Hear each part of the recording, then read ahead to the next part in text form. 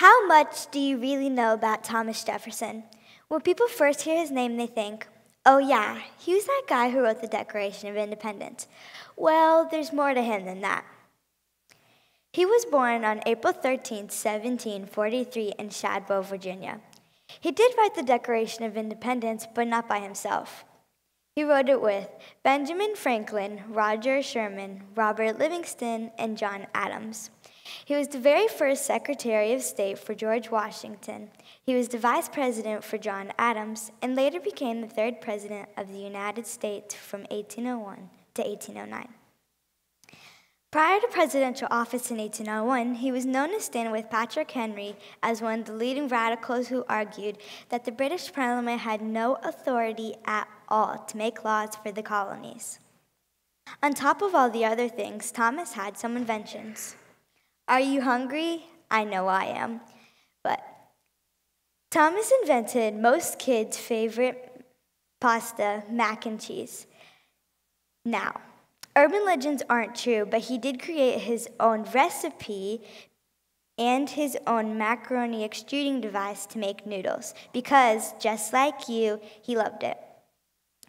Have you ever heard of an odometer? It's similar to a Fitbit or a step tracker, but instead of counting steps, it counts miles, because Thomas was a mailman and he wanted to see how long it took to get from one place to another. Do you have a secret code?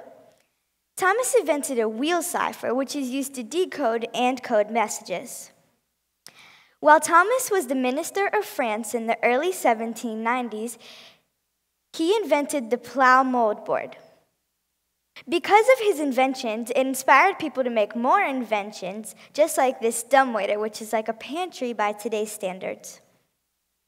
Thomas also invented the exterior for the Great Clock in Philadelphia. This clock is important because it provides time for the people in Independence Hall and workers in the field. Thomas also invented the hideaway bed for his home in Monticello because he needed more room for all of his inventions. Do you like to read? No, I know I don't, but Thomas did. That's why he invented the revolving book stand. He also created the first swivel chair, which is like the office chairs that you have inside of your mom's or dad's office. Thomas Jefferson took a stand in history because without him, a lot of the things in America wouldn't have happened. Sadly, Thomas Jefferson died in bed at Monticello, July 4th, 1826, and either way, Thomas Jefferson lived a long and accomplished career and life.